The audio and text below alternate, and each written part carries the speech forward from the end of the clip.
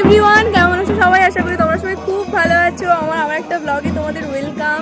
আজ আমাদের এখানে বসন্ত উৎসব স্পেশাল অনুষ্ঠান হয়, তাই আমরা সকলে রেডি হয়ে গেছি এখানে। প্রতি বছর দোলের আগের দিন আমাদের ক্লাব থেকে একটা প্রসেশন বের হয়, আর সেখানে যাওয়ার জন্য আমরা সকলে ভীষণ এক্সাইটেড থাকি। কারণ প্রতি বছর আমরা এই দিনটার জন্য ওয়েট করে থাকি। আমরা হয়তো পুজোর জন্য এতটা ওয়েট করে থাকি না যতটা আমরা এই প্রসেশনে যাওয়ার জন্য ওয়েট করে থাকি। এটা হলো আমাদের গ্রামের রাধাকৃষ্ণের মন্দির। রাধাকৃষ্ণের মন্দিরের উপলক্ষেই আমাদের গ্রামে প্রতি বছর দোল উৎসব হয়ে থাকে। প্রায় 7-8 দিন ধরে প্রোগ্রামও হয়ে থাকে। আর প্রোগ্রামের শুরুর আগের দিন এইভাবে প্রসেশন বের হয়।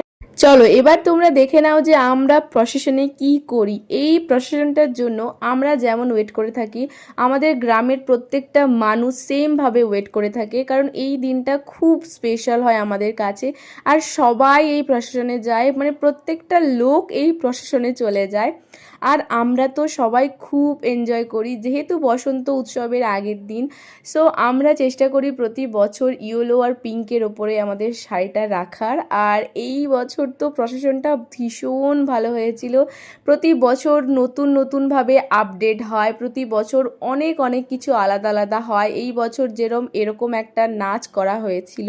তারপর সাথে তো থাকে বক্স প্লাস আরও অনেক মিউজিক সিস্টেম, যেরকম বাজনা থাকে, বক্স থাকে, আরও অনেক কিছু থাকে। আর আগের বছর যেরকম হয়েছিল আদিবাসী নৃত্য, কাঠি নাচ, প্রতি বছর আমাদের ক্লাব চেষ্টা করে নতুন নতুন কিছু আনার।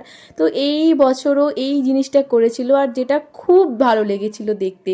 আর তারপর তো আমরা শুরু করে দেই আমাদের নাচ। আর আমার কাছে সাংবাদিকও এসেছিল জিজ্ঞাসা করতে যে কি উপলক্ষে পুজো হচ্ছে, আমাদের ক্লাবের পুজো কতদিন, এইসব জিজ্ঞাসা করেছিল।